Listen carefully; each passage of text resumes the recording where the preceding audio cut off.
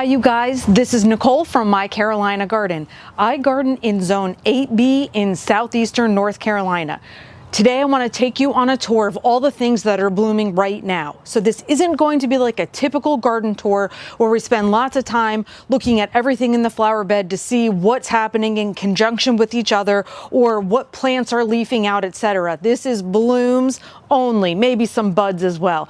But this is just to give us a really clear idea as to what's happening in North Carolina or maybe Zone 8B or maybe even a coastal area at this time of year. Let's start in my front yard and we're gonna go quickly enough that we're gonna get through the front and back and just show you all the blooms.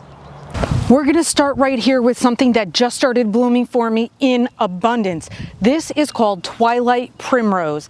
I bought it last year for the first time. I was unaware of how much of a self-seeder it was, so it has spread enormously in my garden. I'm not complaining about this, so I really wanted to make sure I got shots of this because they are spread out all through the garden. So far, I don't see it as being invasive. It doesn't seem to be affecting the growth or the popping up of anything else near it, so that's important to note. We have 4 pinkish purplish plants all right here. So the Twilight Primrose, we have the purple verbena in the front that is like a ground cover that's perennial. It's been going for me all winter long. I have Dianthus, I believe this is the pink and purple Dianthus right here. That's been blooming for me all winter long. Then I have the pincushion. That one is perennial, hasn't been blooming all winter, but purple, pink and purple, I mean, you can see what's happening here. So this is just a glorious spot right now. This is the Snow Surfer Candy Tuft. So just a little pop of white right all in here. Yes, this guara right here with the dark leaves and the pink flowers. Oh my goodness, this one just started blooming. Tons and tons more buds all on it. I have a pink phlox, the creeping moss phlox. I have this in multiple places in my yard and it's just a piece from a bigger plant. Well, you know, I also have some weeds, but we're not gonna go there. Here's another thing that's blooming for me that I didn't want you to miss if I waited until I did a later May garden tour, but I have bearded iris right here and it just reminds me of sort of like a root beer float or a cherry coke float because it's got like cream colors and then like kind of burgundy colors, and I just love the bearded iris. This is the very first of all of my daylilies to have popped out a flower. Lots of buds on lots of my different daylilies, but this is the first one with an actual flower on it. And then I have the Ballerina Armeria, Ballerina Red, and I have some very sweet ball-like flowers on that. In my very front flower bed, I can't point out everything because some of these things are new plantings and I don't think they count. They might have flowers on them right now, but they didn't come up naturally this spring. So this pink verbena, however, this did come back for me. Well, actually, it was an evergreen for me and kept blooming all fall and all winter. So that one is looking amazing. And I have snapdragons in a little blue pot right there. Those have been in that same pot since last year, and now they're coming back in all of their glory. So I'm loving that. And the last thing I want to point out right in this area is this. It is a double scoop bubblegum echinacea, and you can see I have my first flower about to emerge. Lots of buds, but my first one is going to be here very, very soon. Now over here in my front porch area, these are things I feel like I can point out because they are not new purchases. These are some plants that I had from last year that I just simply overwintered and now they're blooming. So I have my dark pink or red Dipladenia right here. That baby is gorgeous and is going to look gorgeous for the whole rest of the year. This is a tropical hibiscus in peach. This one lived on my front porch last year and here we are blooming again. I overwintered both of those, like I said. Now something else just to point out real quick that is also blooming and is not a new plant. This begonia pot, I propagated these begonias by rooting some of the clippings in water, and so this pot was just a product of that. So I feel like, again, these are blooms that I can point out because I didn't just go to the store and buy them. Let's pop on into the backyard because I have so many things to show you back here. My hydrangea here is full of buds, so I feel like that one is a great one to point out because this is where we are this time of year.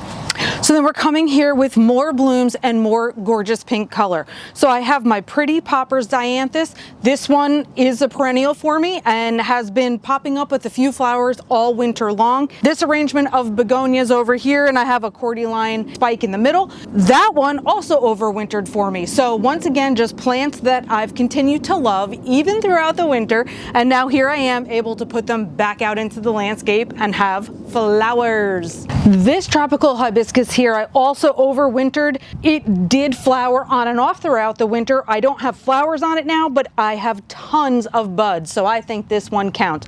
Tropical hibiscus, it's looking very, very healthy, and the leaves are nice and rich and green, so I have no complaints, even though it's not flowering at this moment.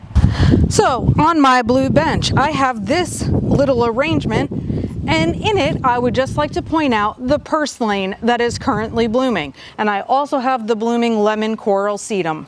I don't particularly love the flowers on the sedum, but I love the sedum itself. Okay, I have two things over here. This wisteria is a baby from the parent plant that we'll see on the other side of my yard that is really past its prime badly.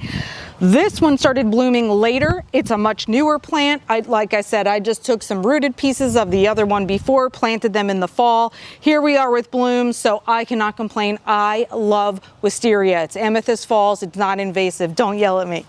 This one is a mix of mandevilla and Dipladenia. I have some overwintered pieces in here, as well as something that I just bought and added to the pot to make it more plentiful. So kind of a mix there, but one of them is store-bought, so I don't want to cheat too badly. All the lilies that I have behind me are trying to steal the show here because they have all gotten so huge, but they're not blooming yet, so we're going to skip over them for now. You can see this dark pink / magenta. That's another Dianthus. And then I have the more pink over here. That's more of the creeping phlox. And I think those are the only two things that I wanted to point out right in this area. Two more pinks. Hopefully you can see this one with the angle of the sun, but I have the magic purple or purple magic asters right here. And even though I have more than one of these, this is the only one that's blooming, but it's got a lot of flowers. So I just wanted to point out the aster. We are going to my poolside gardens over here where I haven't taken you for a while because this area has a lot of construction that needs to be happening. But do you see all of this? Blanket flowers. My blanket flowers started, I feel like, even earlier than I expected them to, and now they will go all the way through frost. And actually this one stayed with some flowers and greenery all through the winter. That's unusual though, but blanket flowers. We are going to get a little up close and personal to this oleander because I have flower buds on my oleander. Yay! I am not sure if you are familiar with yuccas. This is the golden sword yucca. The yucca has a very, in my opinion, unattractive flower that comes out. It is going to get very tall in the middle of this bunch, and just not a super fan of it. But you can see this major bud right here, and whatever, golden sword yucca. Something else I would like to point out that I have overwintered, so I have these blooms all thanks to the overwintering process, but I have Dipladenia here and here. So the yellow and the pink, I just love it. Now I need to show you something happening in the greenhouse that's exciting. I have been emptying my greenhouse out little by little because nothing is going to stay in here really past the spring. Definitely not in the summer, it's just way too hot. But I haven't moved this out yet, and I need to show you that my Buganvilla is blooming again. I think it was around March. I kept showing you over and over how gorgeous this was. Now in the March time frame, every single one of these branches was full of these magenta blooms. So right now we're not quite there, but this just started happening a few days ago. The blooms are absolutely stunning. I love this plant so very much. I have more lemon coral sedum in here, and it is also flowering. Technically, this plant here, which is a pineapple plant, it is really a house plant for all intents and purposes, is also blooming because the pineapple is the bloom on this plant, and I do love it. It's an adorable pineapple. In my rock garden, I have verbena in front of me, but it doesn't count because it was a new purchase for this year. I have some other things to show you. First of all, let's admire the phlox once again because it still is in plentiful bloom, and I don't know how much longer it's going to stay like that. So creeping phlox on both sides. This right here is the red sombrero, let's see, red salsa sombrero coneflower, something like that. This is blooming for me now with many, many flowers on it. I love that because none of my other coneflowers are currently in bloom, and they technically bloom in the summertime. So this one is very exciting to me, and I really wanted to make sure I showed it to you.